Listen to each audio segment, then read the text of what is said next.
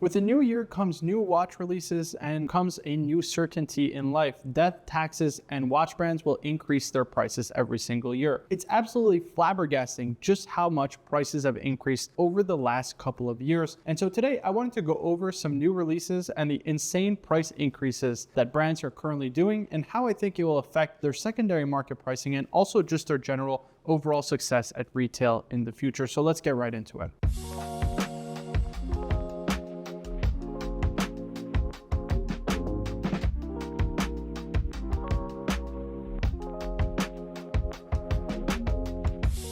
So Rolex just announced another new price increase this year in the month of May. This came after the price increase, I believe in early January, due to the increasing prices of gold. So this is two price increases this year, not to mention the fact that they've done it every year for the last couple of years. It's insane to see just how much watch brands are charging nowadays for watches. And maybe I'm out of style or like I'm old fashioned or like my price ideas are way out of date and this is just kind of the new normal. But I wanted to go over some new releases and also some current kind of price action increases that I think are just dramatically impossible to understand or fathom or really, I guess, justify in my current opinion. So let's start first with the release of Breguet's new subscription watch for 2025 to mark, of course, the beginning of their celebration of the 250th anniversary. Of course, for those familiar with watches, Breguet comes and needs really no introduction, of course, being the most probably historic house and most accomplished house in the entire watch industry. Abraham Louis Breguet being without question the GOAT of the watchmaking scene, with accomplishments that rival any independent watchmaker and then some, because what he was able to do in his really period of work was unmatched in the watch industry, and I think will go unmatched for future years to come. But of course, this watch that we're looking at is based off an old Breguet pocket watch, being a time-only watch with a single hand to denote both the hours and the minutes. Now, in terms of proportions, it's actually really, really nice. It's a totally new design in terms of its case format, with a new kind of straight line case, no more of the kind of cold rolled edges in the mid case itself, and of course the new straight lugs that aren't the soldered on lugs that we're typically used to. In terms of proportions, this is a watch that comes in at 40 millimeters, a case thickness of 10.8 millimeters, a power reserve of 96 hours, which is new of course for Breguet. Of course, there's a ton of hand finished elements and hand engraving to the actual movement itself, but it carries a retail price of $53,600. Now, to put into context, I believe this is $10,000 more expensive than Patek's new release of the 6196P, which is a platinum 38 millimeter Calatrava. Now, I just don't understand at all how this price point can possibly be justified. Okay, sure, it has a new-ish movement, but when you put it side by side to the 7057, which is just a base time-only model, the actual architecture of the movement is the exact same. Barrel in the middle with, of course, the sweeping wheels on the bottom of the actual movement. It looks exactly the same in format. So did they just provide essentially a slight modification to that movement and repackage it as a brand new movement now that it has an updated power reserve? I think that there's a very real possibility that they did that. Now, of course, let's give Breguet the benefit of the doubt and assume that it's a brand new movement for the brand to mark its 250th anniversary. How do you justify a $53,000 price point for a basic time-only watch? I mean, Patek Philippe sells an annual calendar reference 5235R, which I just added to my personal collection, for only $9,000 more expensive, and yet it's far more complicated than this wristwatch. This is a watch, in my opinion, that costs Breguet no more than $15,000 to make, and this is really not a joke in terms of the gold, the R&D and innovation that went into creating this newer style movement. Of course, all the engraving work, the enamel dial, all this kind of stuff.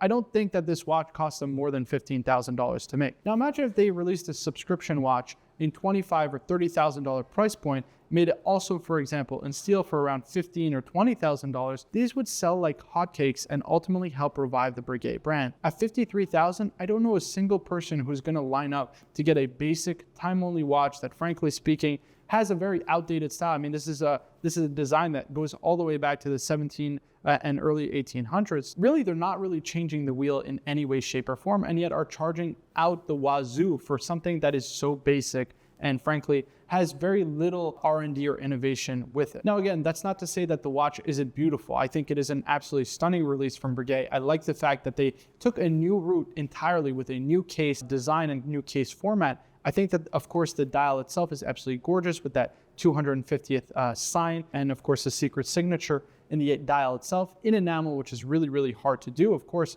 because of the finesse required with enamel dials. But again, at the price point, it's just impossible to justify. Now let's move on to example number 2, and that is going to be a Rolex Submariner. I saw this thing on Instagram. It absolutely boggled my mind that the price of a Rolex Submariner was around $2,000 or so in the year 2000, 2005. And now that the retail price is $10,650, it represents an insane markup compared to inflation, where if you were to actually do it in inflation adjusted dollars in the early 2000s, the price of a Rolex Submariner should really only be around $5,000. If you put this into context, right, this is a watch that retails for $10,650. And I know a lot of people are going to be upset with me with what I'm about to say, because frankly speaking, it's a truth in the watch industry that doesn't get said enough, and that is the cost to produce these watches. Rolex has their own foundry. They have their own in-house proprietary movements, all the incredible economies of scale that they're able to produce, making 1.2 to 1.5 roughly million watches per year. How much do you really think a Rolex Submariner costs Rolex to make? I think the most expensive part on that wristwatch is actually probably the crystal. If I were to guess and be a betting man to be extremely generous, the watch cost them around $1,500 to make in scale, okay? This is a watch that goes to an authorized dealer at about 35% back. That's roughly the markup that an authorized dealer makes, right? So to put this into context, it's gonna go to a dealer for around $6,500 or $6,600 if you're assuming a 37.5% margin, again, just being extremely generous, which they then retail for $10,650. So the markup to the 80 that Rolex is making is over 400%. So that to me is insane, considering that Rolex just had a second price increase for this year. I mean, I just don't understand how Rolex is able to justify it, other than the fact that their watches sell on this secondary market at a higher price than their retail for this particular model. But if you go down their model lines, the price increases have been so significant in recent years that most watches are not worth getting at retail. I mean, goddamn, even a rose gold olive day-date, an ombre day-date, the new ombre dials are not that worth getting. The premium at retail doesn't justify. And again, this is a watch that you're never just gonna walk in and get brand new at retail.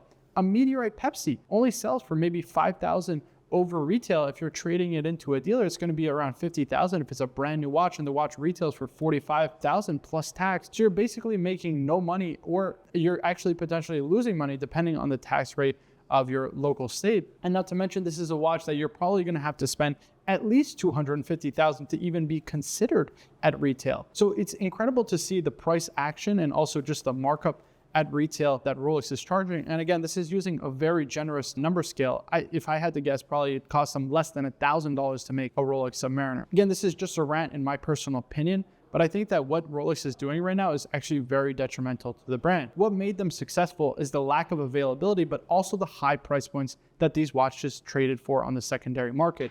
And while you want to counter the secondary market kind of flipping culture with Rolex specifically, it's hard for a collector to justify owning 5, 10, 15, 20, 50 pieces from the brand when the watches just don't sell over list anymore. I mean, think about it. It's a really sexy idea to own 50 Rolex watches or 10 Rolex watches, for example, when every single one trades for more than what you paid. But when that's only 2 or 3 watches, do you really need the other 10? And this is a brand that's making 1.2 to 1.5 million watches a year now. So it's just hard for me to see how this won't affect their ultimate supply demand, and of course their availability at retail when it comes to their new watches, considering most watches from Rolex now sell under retail, even ones that are extremely hard to get. Pretty much every gem set piece other than rare Daytonas and rare day-dates are trading under retail. So I don't know, it remains to be seen, but I think this price increase culture is just crazy to think about, specifically for a brand like Rolex, who reap the benefit of success from the secondary market and are really doing everything to counteract and help out their clients who are buying multiple timepieces. I just don't know what will happen in the future, but it's going to be interesting to see just how it affects Rolex selling at retail for its given price. Now, the worst of all, in my opinion, is going to be Richard Mille. The markup at retail from Richard Mille is just absolutely insane. And I wanted to provide an example for you guys, and that is the Richard Mille 6501, in particular in the carbon NTPT case. If you look at the watch, this is a watch that retails for around $370,000. Now let's break this watch down in terms of what you're actually getting for the watch. Now, the carbon case, of course, as if you didn't know, actually Richard Mille has a carbon case factory called ProArt SA, which they own outright, and of course makes all their carbon composite cases. So if I had to guess, probably the carbon case itself, given failure rates, given of course breakages, the cost of materials, all that kind of good stuff, probably costs the brand about $20,000, let's call it even $25,000 to make. But I'm going to stick with $20,000. I think it's actually a very, very fair price, given, of course, again, the economies of scale, the expertise, and all that kind of good stuff from Richard Mille, making these cases for so long. Now, the actual watch itself features a split-second chronograph movement. It's kind of their new in-house split-second chronograph, which is actually just a modified Parmigiani Fleurier split second. Now, let's say with all the modifications, the finishing, the testing, the regulation, it costs them about $35,000 to make that movement. I don't think it would possibly cost them more. The rubber strap is roughly negligible, but let's just throw in an extra $1,000 for the cost of the material. This would put their all-in cost for the watch for around $56,000. And again, this is a watch that retails for around $370,000. We're talking a markup of over 600%. To me, it's just impossible to justify. And certainly you see the Richard Mille prices on the secondary market currently going down dramatically. There's literally only 3 model lines that sell over retail: the Nadals, the Bubba Watsons, and of course the 6702s. Even the 6701s, both in titanium and rose gold, after you pay retail plus tax, is really not that worth getting. And again, this is not a watch you're just walking in and buying. It's going to take you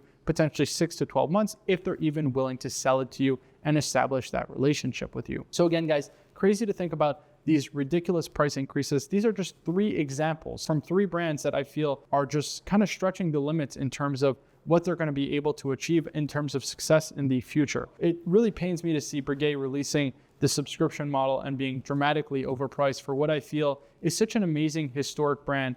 And I have a hard time believing they're going to make it to 260 years if they continue on this trajectory. Their watches just aren't selling well at all, both on the retail market and of course on the secondary market. And just generally speaking, these are weak overall releases at egregious price points that people are just not going to buy. So guys, this is my rant for today. I just wanted to go over some watch prices, something that I feel and I'm very passionate about. At the end of the day, I'm a big fan of watches, but it's hard for new watch collectors to come into this hobby as you're seeing more and more crazy price hikes from a number of brands. Of course, these are just 3 examples, but the likes of Patek, of AP, and all the other big names in the industry, increasing prices, blaming tariffs and other things that frankly really have very little to do with their bottom line. And even cutting AD margins is just insane for me to see. But yeah, that's my rant over. Let me know what you think down in the comments below about the new price points of watches at retail. Do you think that they're egregious or they're justified from brands? Because of course, if people are willing to pay that price on the secondary, then why not charge it brand new at retail? I'd love to get your feedback. If you enjoyed this video, please be sure to hit the like button, subscribe for more videos like this in the future. If you enjoy these type of videos, please let me know down in the comments below